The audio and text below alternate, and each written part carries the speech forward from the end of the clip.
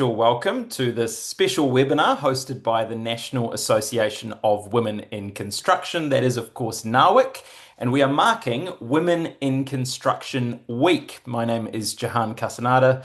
I'm a journalist, and over the past decade, I've had the privilege of hosting many events across the construction sector and putting the spotlight on some truly incredible people. And that is exactly what we're going to do tonight.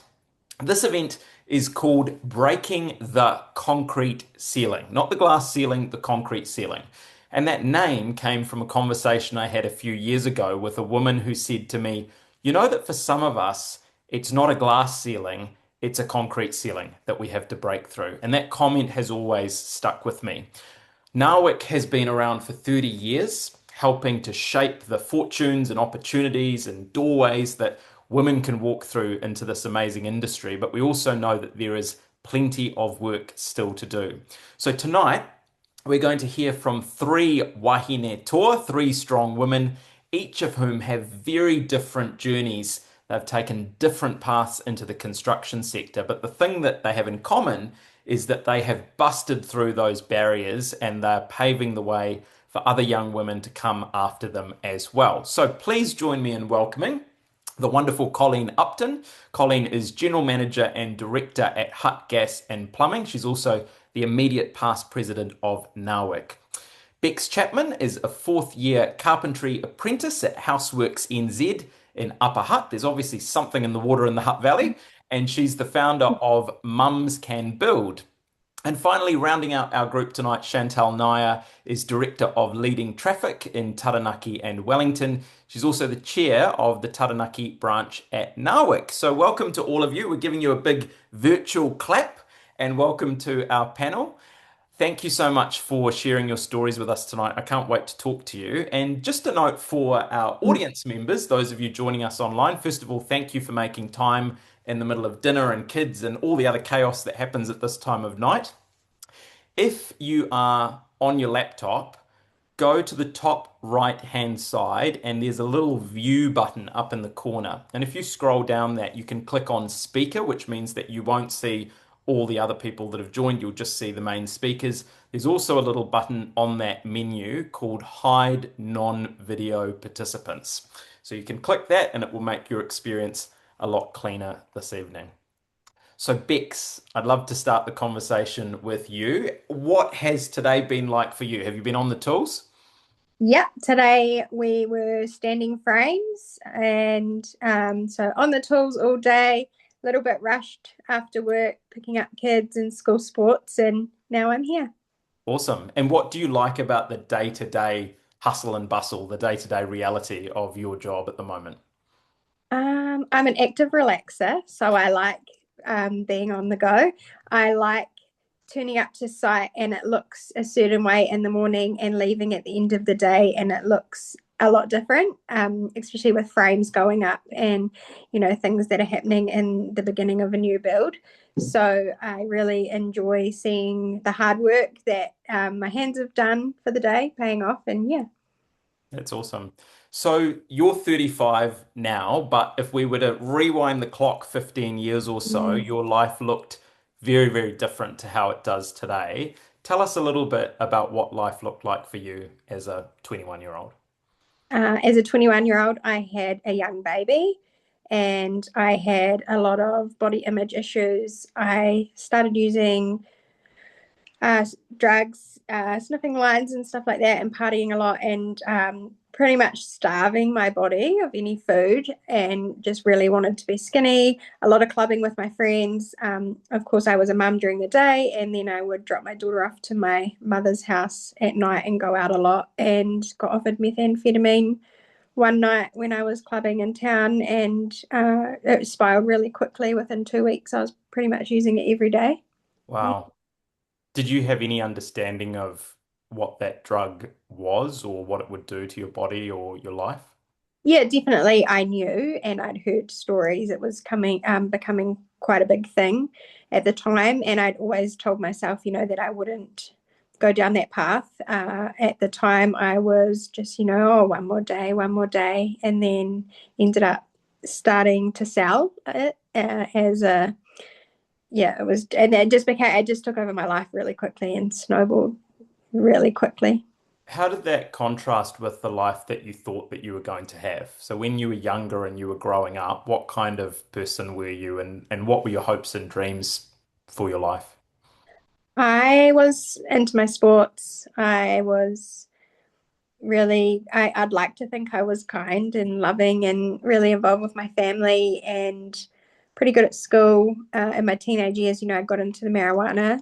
So that was probably a gateway for me, really, into the world of having an illegal substance on you and selling it and carrying around something that was illegal. And it desensitizes you to it quite a bit.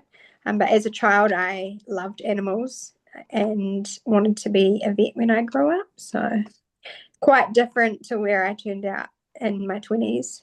Absolutely. And so as you started to get hooked into this addiction, what are some of the things that started to take away from you or rob you of?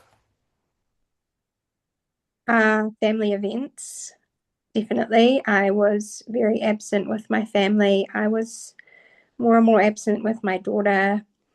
Obviously, sleep, which then came like the sanity. I would cry a lot over little things because I was so strung out and sleep deprived. And then eventually, literally, my freedom. And I was on a 24-hour curfew because I just kept getting arrested and wasn't allowed to leave my house at all and had to present myself at the door if the police turned up looking for me so that they knew where I was. And even then, I was still breaching all the time to go out and sell meth and do deals. And, I'd drop my daughter off to school and go meet up with people, or I'd always send her to go stay at my mum's house. And, yeah, it was just really bad. So it sounds like you were really on a fast track to nowhere. It wasn't like you had one foot in one world and one foot in the other. You were fully immersed in this world, weren't you? Yeah, absolutely. Yeah. And I remember seeing people going to work sometimes in the morning or, early in the morning riding their bike to work or uh, driving through Wellington City and seeing people getting off the train. And I had been up all night and thinking to myself, man, like, I don't know what it would be like to be a normal adult with a normal life. And thinking, I'm going to be a 40-year-old woman who sells pee and has a really horrible, toxic hate relationship with the police. And so, yeah, it was just pretty bad. Yeah, that's really tough. And often we hear people talk about their rock bottom. And I know that for many people with addiction, it's not just one rock bottom. There are many, many rock bottoms that it takes to reach that place of taking responsibility and saying, I don't want this life anymore. Was Yeah. there a particular single moment for you that turned things around, or how did things change for you? I was getting arrested all the time, and I kept somehow I was quite clever with the system, and so I knew my way around it quite a lot with breaching bail. If I was getting arrested for breaching my bail, I would swing past the hospital sometimes, not proud of it, so that I had like an alibi or I had to go to the hospital because I had something wrong with me. So I did get quite a few chances, but I was getting arrested all the time. And the last time I ever got arrested, they said to me, "There's no way you're getting bail tomorrow. You've just breached so many times. Your supply charges are so bad, and your bail addresses are so unstable." And I just was so stressed out about it because it kind of just hit me like a ton of bricks that, oh, I'm going to go to prison tomorrow and I'm not going to get another chance to pick up my daughter from school, or I'm not going to see her again for a very long time, and she's going to grow up without her mum. And I got on my knees in a cell and I prayed and prayed, and I was just like, please God, if there's any chance that I can, have another chance at bail, I will turn my life around. And I promised myself if I got bail the next day, I would turn my life around and I would be the best mum that I possibly could be. And I got bail the next day and I have never been arrested again. Wow, what an amazing turnaround and achievement. So you got bail, and then that's in some ways the first step. You then had a whole bunch of decisions that you needed to make. Oh, yeah. You went to rehab, you came out of rehab, and then how do you start to try and rebuild your life when you've hit that rock bottom and you've started to get clean, but you know that you actually need to commit to a life of sobriety and consistency. and structure. What? Yeah, it was a huge process. I pretty much started my life as a 30-year-old adult in thousands and thousands of dollars of debt because, I was just living off cash and didn't care, ticking up things and not paying, didn't care about my credit. I had no driver's license. I had no bank account. I lost everything that I had earned through drug money. When I went to rehab, I pretty much just had a suitcase, but I still had clinging on to custody of my daughter. So I still had everything to hope for in my eyes. When I got out of rehab, I still had my supply charges that I was waiting to be sentenced for. So I still had to go through the court process and prove, that I was really trying to change because I was facing a long prison sentence and it wasn't looking great for a while. And then I got sentenced to home detention for a year. And so I just started going to church and really poured myself into Narcotics Anonymous meetings with the 12-step program. And I cut off everyone and just hung out with my family for a year on bracelet. I Wow. was allowed to live with a family member and started doing laboring. Once I'd kind of earned my trust with probation, I was allowed to go out for a couple of hours a week. And so I started doing laboring. And I remember when I first started, I couldn't even put gumboots on because they wouldn't fit past my ankle monitor. Yeah, so it was a huge Wow. process. Yeah, when I look But back and watch someone now. someone in your life gave you that lifeline and brought you into a construction business as a laborer. So you're doing these really simple but quite physically tough tasks. Did that feel like a lifeline at the time? Did you feel like, okay, this industry could potentially help me to find a way back to myself? Yeah, definitely. I just thought, oh, I've got a chance. I also, at the time, kind of felt like I was at a crossroads because I really wanted to do drug and alcohol counseling. And I got offered an internship at the rehab that I went to. So I had to pick which way I wanted to go.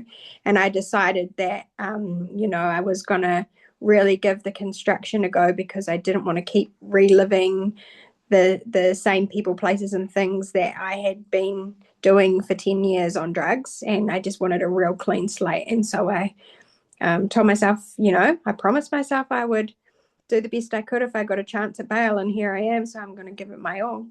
That's Yeah. incredible. And you're now in your fourth year of your carpentry apprenticeship. Such an amazing story. And what do you love about the life that you're living now? How does it contrast to where you were in 2020 when you found yourself in that cell? Oh, I'm unrecognizable even to myself. I Mm. have a routine. I love that about my job as well, that it really fits into my routine.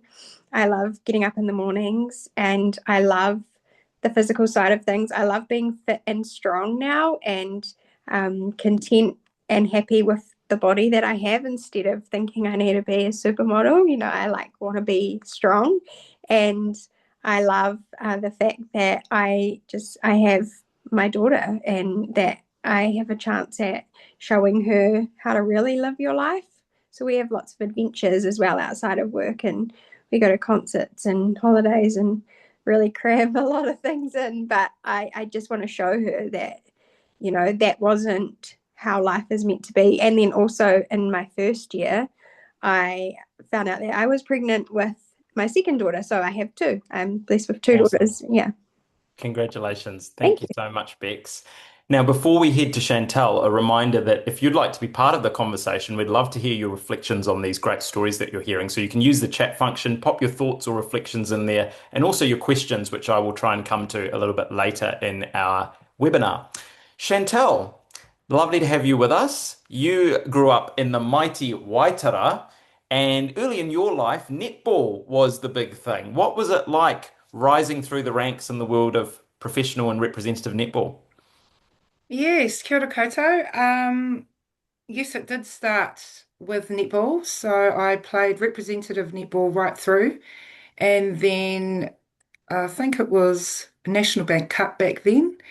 And then New Zealand A. So netball, actually, I was lucky to have that coming through my teenage years. And with netball, that taught me a lot of discipline, planning, um, training, the mentality side of things as well. and winning and adapting and teamwork. And so that resilience was really something that you carried through into your professional life as well, I imagine. Yes, most definitely. Yeah. And your first job was in a meatworks, is that right? Yes, it was. So I worked there. That was sort of the thing going where it was paying good money at the time in Taranaki. And if you're lucky to get in there, you were in there. And while I was playing netball as well, I was really lucky because they did give me a lot of time off to play netball and travel around New Zealand. So I was quite lucky actually, and they supported and sponsored as well through You've my had netball such a journey. varied career, Chantelle. So, meatworks, netball, you then worked in recruitment, and then you found yourself in project management. You've worn so many different hats. How Yeah. did you end up in the broader construction sector? Well, it all started back when there was cultural monitoring, monitor work for local iwi and hapu as well, and then representing them um, at a representative level when we were planning for the roading changes that were made in Taranaki with the roundabouts.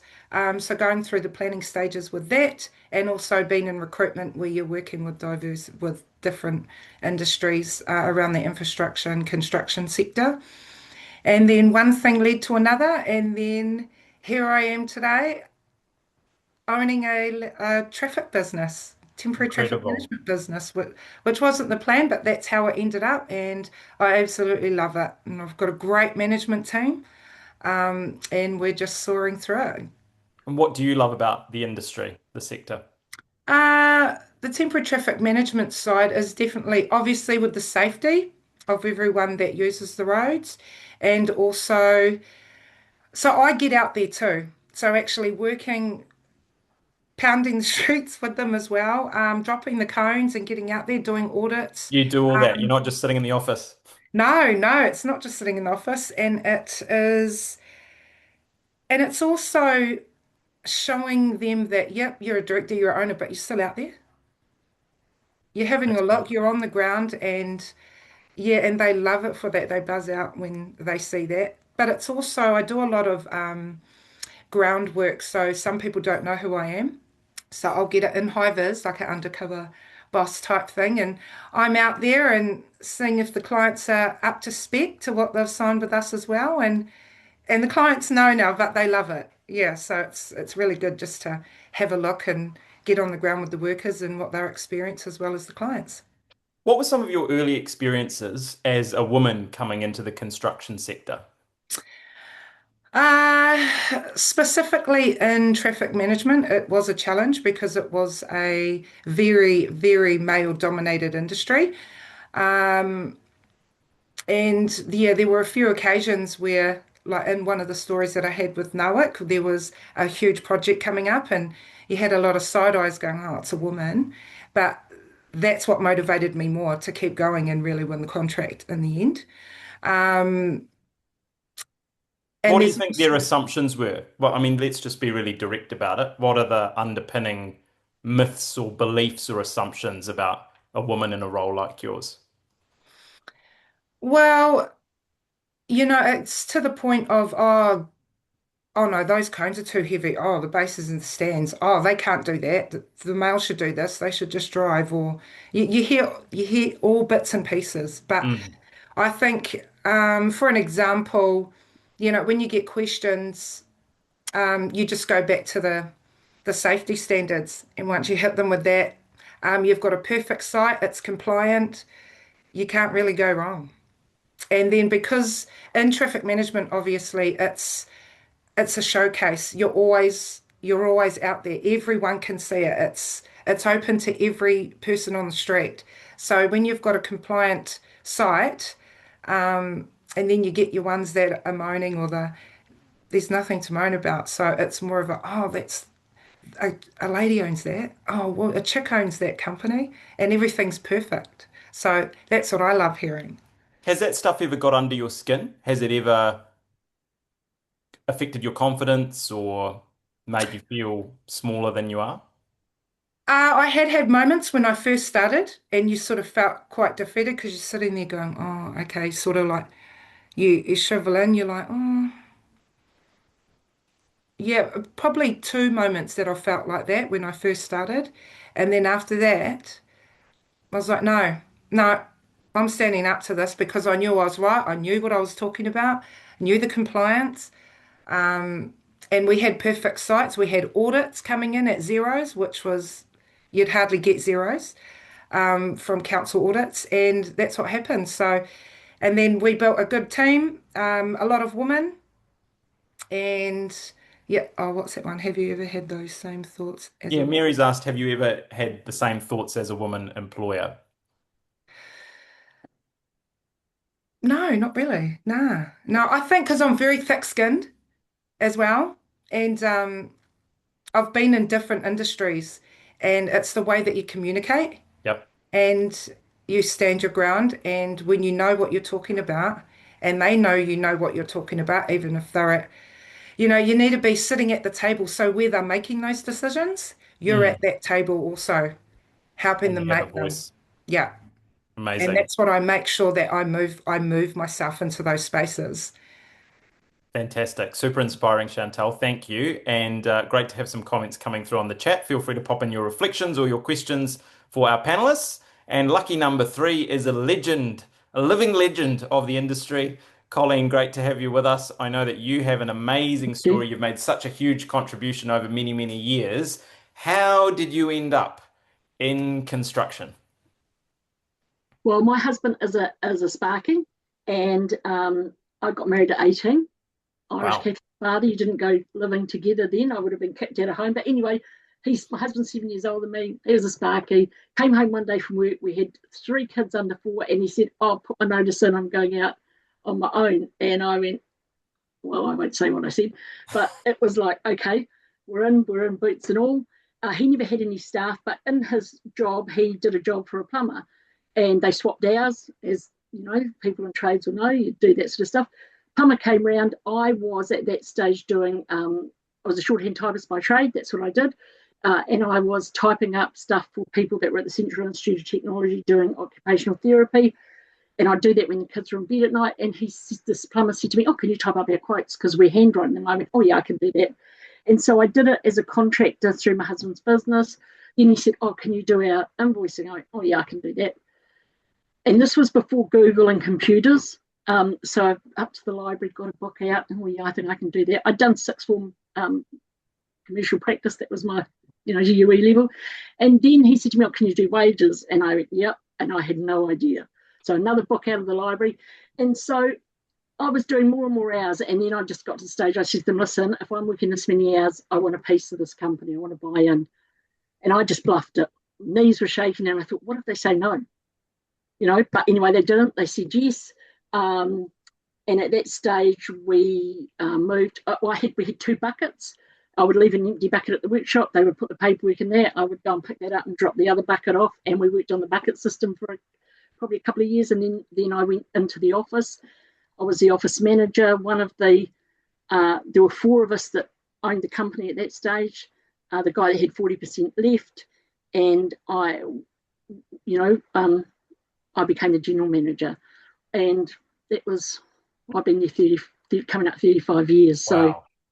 So, yeah, Colleen, it sounds like there was never really a grand plan for you. It was just incrementally seeing the opportunities or knocking on the door or having the conversation that yep, has led to where you are today. Would that be fair? yep, no grand plan at all. It was just like one day in front of the other. And then opportunities came up. I'm quite nosy. People that know me, I'm quite nosy and I like to know stuff. And so different committees came up, and I now have two business partners that are directors, and one of our staff that's brought into the company. But they don't like meetings. Men don't like, most men in construction don't like going to meetings. So they'd say, "You go, you go." And from that, all sorts of opportunities opened up for governance, which really interested me. And asking that question before, did you ever? I've had that imposter syndrome. I've sat at a board table that I got appointed to by the minister and looked around and thought, "Oh no, they're going to realise that I shouldn't be here. How the hell did I get here?" Having that panic. And invariably, someone will say something dumb, and you go, "Okay, this is not so bad. I deserve to be here. I think I know a little bit more than them," or something like Which that. is So, interesting, Colleen, because I have spoken to you, interviewed you, met you at conferences over the years, and you always present as one of the most articulate and forthright, no holds barred, don't pull your punches kind of Yeah. people in the room. Does Fake that it till reflect, you make it. That's me. yeah, Yeah. how have you built that confidence over the years, given what you've just shared? Oh, well, I think it's people challenging you, and you get it in construction. Like when I first started, and people would ring up and they'd think it was Colin. Can I speak to Colin? Because you couldn't possibly have a woman general manager of a plumbing company, or just assumptions that I was married to one or other of my business partners. And, it's funny at the beginning, and then you just start getting pissed off. And Mm, so some people might say I'm aggressive. I like to say I'm assertive. And yeah. but I think sometimes you do have to fake it till you make it, and you do have to come out punching. You get one in before they get one in for you. And then as you get more established and as you get older, some of those things don't matter. They rub off. But I'm certainly conscious of women coming after me that some of those things are just not okay, and we've got to get rid of them out of the industry. What were the barriers that you had to overcome? Tell us a bit more about what the culture was like, because it was a different era, right? I mean, even we Yep. think back 10 years, it was a different era, but 30 years ago, 35 years Yep. ago, it must have been a completely different industry. So titty calendars everywhere, Right. including in the office, down in the smoko room, the whole lot. When I was there and I was in the office and I didn't have any other women working there, I just used to ignore them because I thought there's more of them than me. It's like, go to the toilet, put the toilet seat up. There's more of them than me. But then when I took on my first woman in the office, I said, right, no, we're getting rid of all of this. They were accepted things. Then they moved out onto site. Challenging, oh, you're not a plumber. I go, have I ever said I'm a plumber? Have I ever said I'm a plumber? But like Chantelle said, and I'm sure Beck's the same, what you have to do is become an expert because you are going to get challenged a lot more than your male colleagues. So I sat for 5 years on the board of the regulator. I would read everything I could. I put my name forward for committees and stuff like that just to suck out as much knowledge as I could, and you put it back. I was brought up in a family where you take something out, you put something back. And so that service to communities. Look, the first woman plumber we took on, it took me a bit to persuade my business partners that I had then to do this. Oh, she'll get pregnant. Oh, we'll have sexual harassment. But I stuck to my guns, and she topped her pre-trade class. She absolutely deserved to be there. And then we had her. She did 8 years with us before she got married and had a baby. And it was a lot easier to take on other women then. So in the plumbing industry, I think at the moment there's 146 plumbers that are apprentices or licensed or certifiers. I've got 3 at the moment. I've had up to 5. But you just, that is still not that acceptable now, but it is getting a bit easier. So, look, I think there have been changes, but they're not fast enough and they're not big enough. Gina has said regarding the calendars, I used to write into our specs that that sort of thing, wolf whistles, etc., were not allowed, and we enforced it. Have you Yeah. seen cultural change in that area during your time in the industry? Seen the titty calendars disappear, but I've also seen on sites, my female staff going on sites and no toilets for women. Or there might be, like my women, if they're on commercial sites, happy to use the same toilets as men, but we want a sani pod for God's sake, So those things have not changed fast enough. And a lot of people will think that's a small companies not doing it. It's not. The small companies actually have moved faster. It's your big, your big construction big ones. companies. Yeah. Yep, they need to move a bit faster. What they need is they need their CEO to get off their ass and actually walk around amongst their staff, and especially their women staff, and go, how are you being treated? How do you like the job? And those sort of things, and hear it from the ground up. Thanks, Because there are Colleen. some awful things that happen to women on sites. Awful. Absolutely. And Bex, was that something that you had ever thought about or were aware of when you came into construction? Had you heard any of those stories, or did you wonder about, well, how will I be treated, or will I be able to find my place as a woman in this industry? Yeah, definitely. Definitely, especially coming from a completely different world where you're kind of treated as women shouldn't sell drugs and doing drug deals with men, and then coming into construction, it was like 2 male dominating industries. Right. I hadn't even thought about it like that, but that's an interesting comparison. Yeah, it did kind of prep me really. And so I came in with thick skin to things like that. But being a new apprentice and then being pregnant on site, I did Wow. find that was a challenge and something that I really had to kind of navigate. I had people a few times say things to me or give me a side eye, and so yeah, it's definitely something that you have to kind of learn to navigate. How did you think you would navigate it as a mother and also being pregnant? Well, I mean, did anyone have a conversation with you around how this is going to work? How are we going to accommodate you? What do you need from us? Was there any of that kind of thing, or did you have to lead those conversations? No, it was quite uncommon where I was working, but I have to say BCITO absolutely so supportive. What they just went 110% to support me and bent over backwards. You know, my training advisor really looked into what he can do to keep me connected so that I didn't kind of just fade off into the abyss and then never come back after my baby. So he really always stayed in touch with me. You know, the team at BCRTO, they were incredible. I don't know if I would have made it back without their support. So yeah. Colleen talks about some of those really practical things like toilets. So if we just get into the specifics, what are some of the things that have really enabled you to thrive and to work at your best? And what are some of the things that we can do on our actual job sites and in our firms to make them more inclusive for women? When I came back from maternity leave, it was so hard.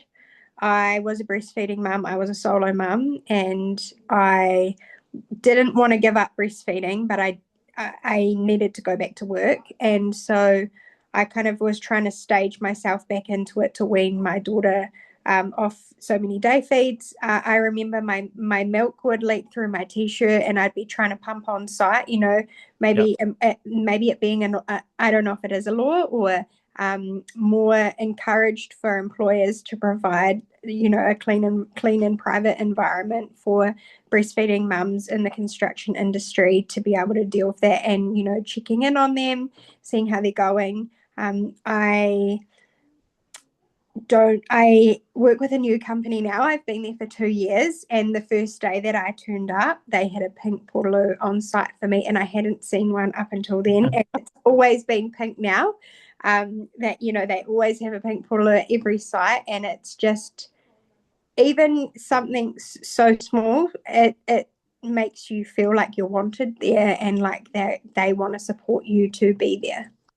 And it's a little bit of that thing of people say you have to see it to be it. In other words, it's a self-fulfilling prophecy. So it's not like we're going to wait until we have an applicant who's a woman and then we're going to make these structural changes. You almost need to make the changes first so people can look at your company or they can walk past a job site and they go, oh, that's the kind of place that I Yeah, can work. Would you agree with yeah, that?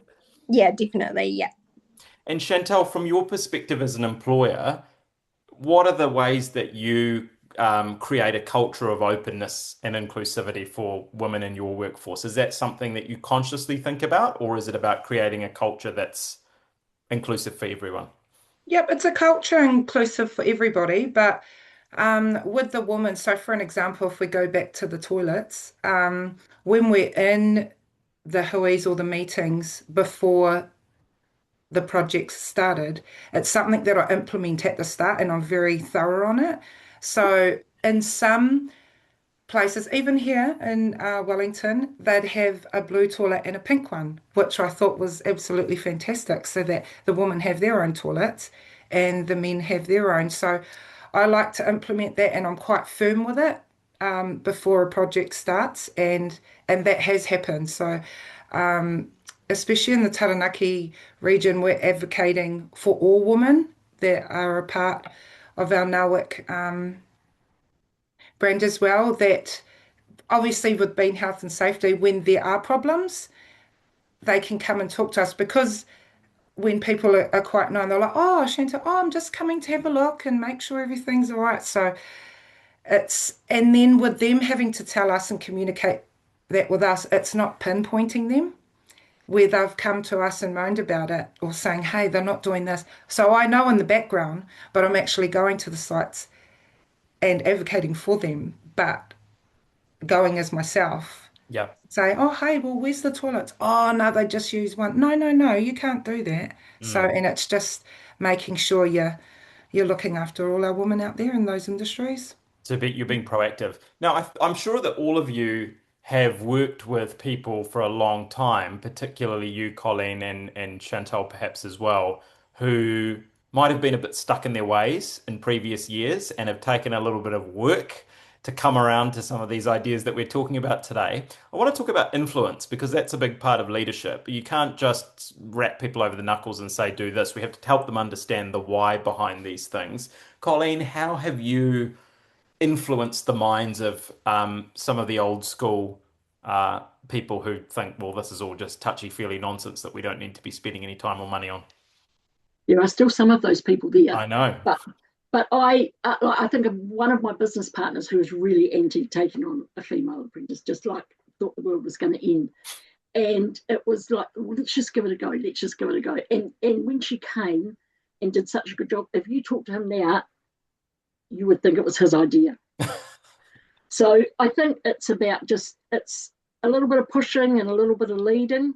But there is a point where some of the arguments are just ridiculous and you have to just call people on it and go, look, you're just talking a load of crap. This is, you know, I find, and people that have heard me speak will have heard this story plenty of times, but, you know, in the plumbing industry, when it was like, would you take on a female apprentice? Three things. One is they'll get pregnant. And I said, it's not a disease. And in most households, you need two incomes if there's two people there, you know. And so I've got one of my plumbers, she's got a little 3-year-old and she's just come back to work after having twins that is now 6 months old. So that's one, they think, oh, they'll get pregnant, but they will come back to work and you put so much effort and time into people in our industry, training them. You don't want to give that away. One of the other ones is, oh, my missus wouldn't like that. You know, they think their wife's going to be worried because, you know, in plumbing, a lot of it's a man in the van, so you're going to be sitting alongside there. And I say to that, has your missus had a good look at you? Because I don't know what she thinks is going to happen. And then another one is, what if they want to talk to me about periods? That's the one I think's the funniest. And I go, highly unlikely. But these are men who have wives or mothers or daughters and things, and they just, you know, it's just that uncomfortableness that they often feel. And if you can get them over that and you can get them to take on a female apprentice or work alongside them, often their mind changes because we all have our different skills that we can add to the mix. And I think some of the arguments, like the Sanipod things, you know, my argument now is we've got a lot of older men working in construction, you know, that have prostate problems and they are wearing incontinence pads and things like that. They need somewhere to put those too. So you can weave that into the argument that it's not just for us. Perhaps some of the flexi time. We've got men that are primary caregivers now that want to be able to drop off their own kids at work, at school before they come to work. So I think if we can bring some of them along with us, it helps the argument. Yeah, and I know that a lot of those people as well, particularly those men, they are deeply passionate about the industry. They love the industry. It's just that they are, in some cases, the product of their era and their generation, and they can't get out of the worldview that they've been stuck in for a long time. I'm interested to know from you, Bex, whether you think that's changing. I mean, you and I are both millennials. We're from a different generation. Do you think that when you talk to people, do you think there's more interest from millennials and Gen Z to come into building and construction? Do they see more pathways perhaps than women in previous generations did? I definitely think that it's more common to have a young female apprentice than it is to have a 35-year-old female apprentice. And I do think it's something that's more encouraged now and more common, and more people who have had that journey are sharing it online, which I think is another contributing factor to younger people, you know, seeing TikTok reels and stuff and thinking that they might want to give it a go. Awesome. Chantelle, as a leader, what are some of the other things that you are doing, if any, to attract young women and also show a pathway for young girls to go, oh, that's a job, that's an industry that I want to be part of one day? Is that something that you think about?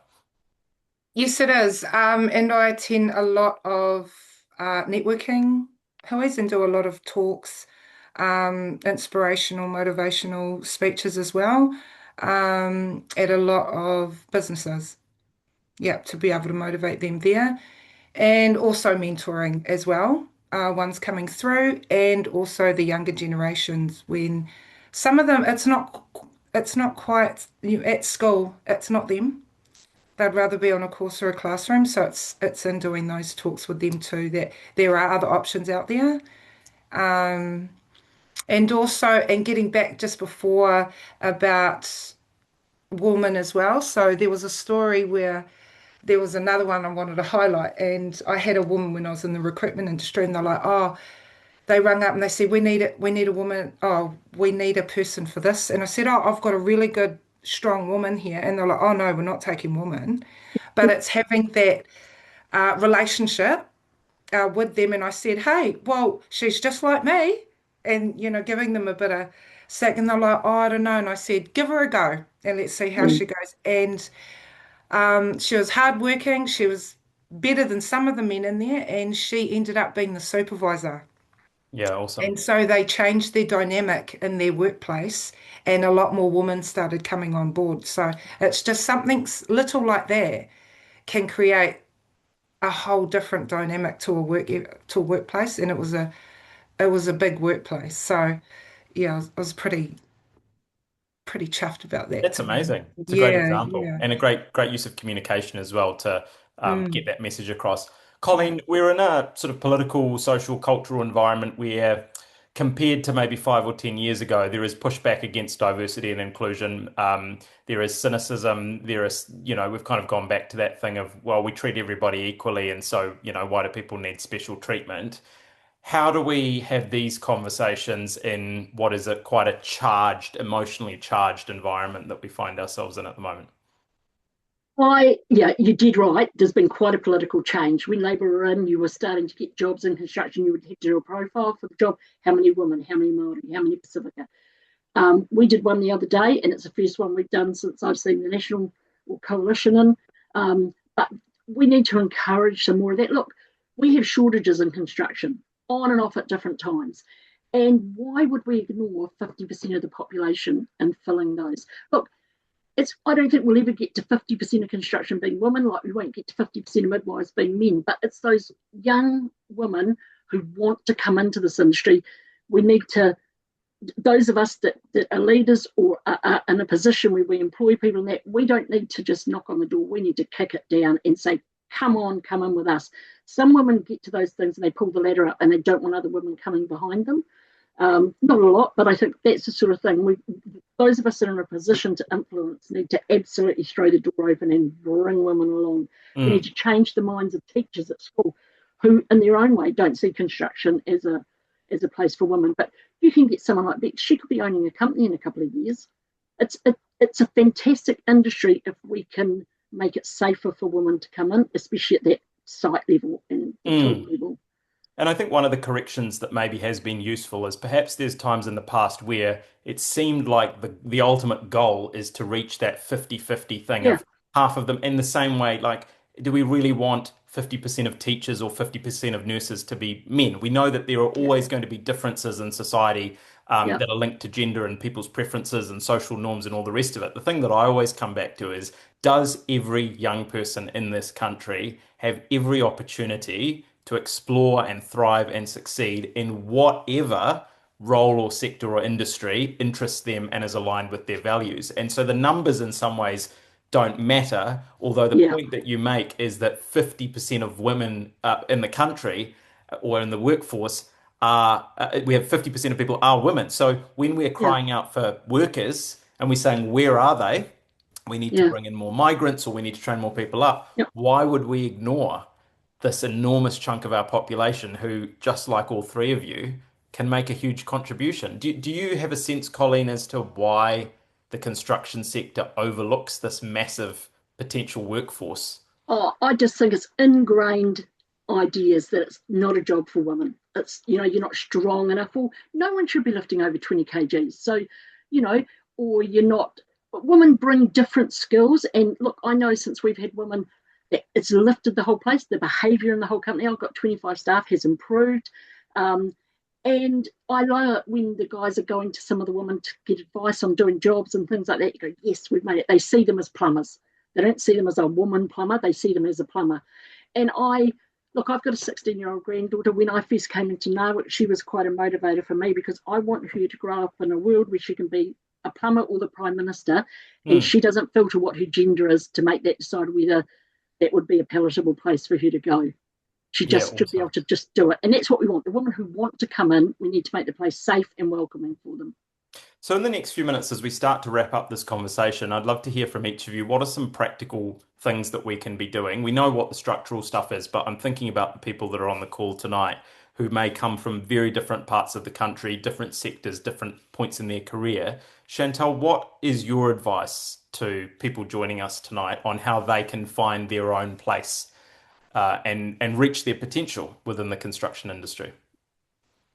It's just been really confident, I think, from where I've been in my experiences, and also having a good mentor. See, I had pretty good mentors coming through the industry as well in different sectors. Um, and obviously, you can see now there has been a change, and there is a lot more women coming through into those supervisor roles, into executive roles, project management roles, and you've got a lot more women coming. So you want to be able to help more mentor them through, but funneling and bringing in more of the younger generation too, to be able to capitalize on that coming through the ranks. Awesome. I think that's important. Bex, what about you? And upskilling, sorry. And upskilling. Yeah. Um, don't be afraid to ask questions has been a huge thing for me. On your workplace, and also finding a mentor, like Chantelle said, and not being afraid to reach out and be like, hey, can I please give you a call? I just, needed to run something past someone who I can trust. But yeah, definitely not being afraid to ask questions, not being afraid to give it a go, and also just dream big, aim high. What are your dreams now? I mean, Colleen just said you could be running your own business in a couple of years. Is that something that's on the bucket list? Oh yeah, yeah. I just want to. My number one goal is to be a good mum, and Yeah. then after that, I think I should finish my apprenticeship this year, and I'm kind of an open book to where that's going to take me. But 100%, I just want to climb the ladder, and maybe train another woman, share my knowledge, and then hopefully one day own a company and have women in construction working for me. That's so cool. A few questions coming in from our audience. Thank you for those. Colleen, Erica says it's also that the hiring of new staff is often based on who they shoulder tap or people that other staff know rather than, going outside of that group. How do we get away from what she's described as maybe lazy recruitment practices? Oh, I think that'll be a while to get rid of that in construction because apprentices it would be a classic. Often it's who they know in the company or what they've seen. But I do think if we can start at schools for women to take opportunities when you get invited to a school to go and talk about construction and open the eyes of young women that it is somewhere that they can belong and make a very successful career. Um, yeah, the recruitment practices, and because they're often small companies, so we're small and medium businesses a lot in construction, if you take out the big ones, and it is often who you know. Yeah. And Mary has also highlighted the importance of teachers and guidance counselors' mindset, Yeah, changing that. The problem lies in the mindset that most people that aren't great in school head to the trades. And in fact, she says the construction sector needs to scream from all their marketing, we are recruiting women. If you're good at maths, come and see our teams. well, I'd just jump in there. I spent 13 years on boards of trustees. So for anyone out there that is interested in a governance career, school boards of trustees are an excellent place to start. Kindy committees, those places, you will learn a lot of skills. But invariably, I chaired the discipline committees for 7 years, and you would go, and depending on how dumb the teachers perceived the person was, they'll go, don't worry, they'll go into a trade. Because schools don't measure these smarts, and you have a lot of very smart people that are building and making things we'll be able to take our grandchildren to see that failed at school or were told by teachers that they were dumb. Well, So, this is the first in a series of webinars, and I'm sure that we will tackle AI later in the year. That's not something we've touched on in this conversation, but one of the things I think is really interesting is you look at many parts of the country that have been really hit economically in the last few years, there are a lot of people with very nice degree certificates on the wall Yep. who have not been able to get jobs, but there are still, despite the downturn in construction, so many opportunities to build a great income and a business in the long Yep. term. So maybe those odds are starting to change and people are starting to realize, oh, maybe the trades isn't as lowly in the No. hierarchy as we once used to think it was. Well, it's a story I tell, but by occupation, the biggest number of boat owners in New Zealand are plumbers. Yeah. So there you go. Tells the whole story. Sally Yep. says, as female leaders, and Chantelle, maybe you could tackle this one. How do you keep the energy up to do more? The expectations on female leaders are so high, then they are expected to advocate and support. Um, I would say it would come back to the knowledge as well, and then uplifting ones that want to follow in your footsteps and really following up on that though, not just going, oh yeah, okay, well we can do this, like really grasping them and taking them with you on that Yep. journey, and supporting them. So if there's something that they do want to go, they're like, I want to do something different, we'll support them because we've got the networks to do that.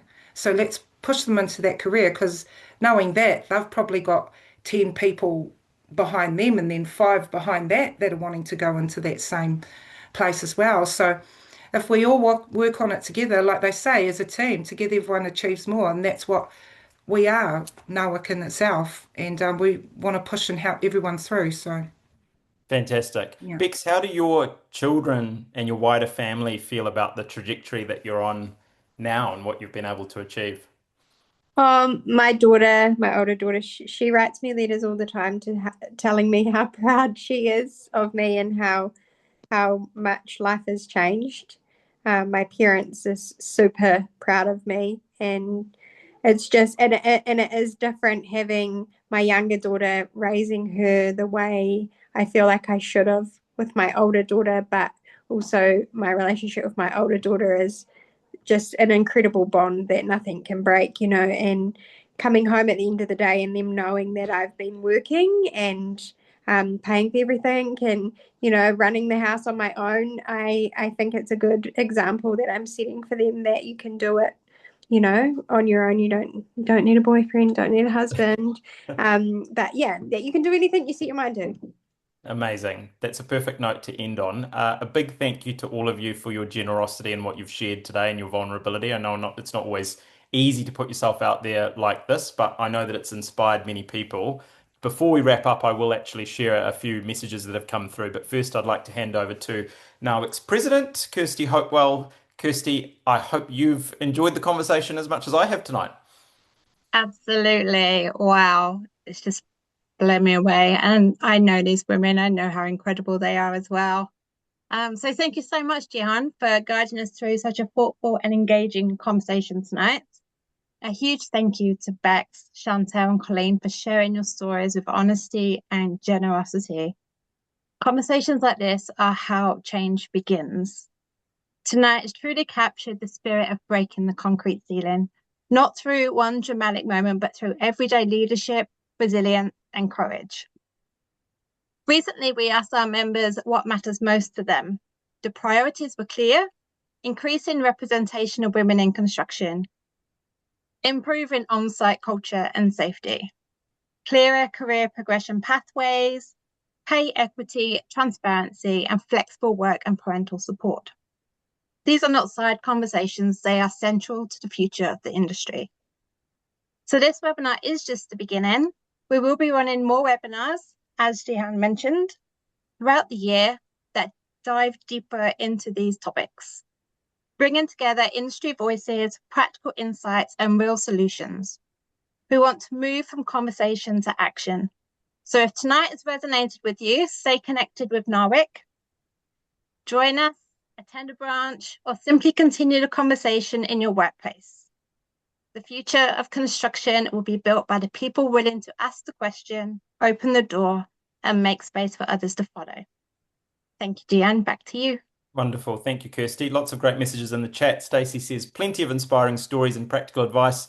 Thanks for all the honesty and energy you give to other women. Lisa says, really inspiring. Thanks for sharing. Anna says, fantastic. Thank you, everyone. Lots of great messages, and hopefully we'll be able to share more of these conversations with you in the months to come. Thank you once again for making time on a Wednesday evening to be with us. And can I also just say, if you know any of these ladies, or even if you don't, flick them a message on social media or send them an email or email NAWIC and they'll pass on that feedback. I know they'll really appreciate hearing the value that this conversation has given to you. So thank you once again. Enjoy the rest of this special week for women in construction and look forward to seeing you at the next webinar for NAWIC. Ka kite.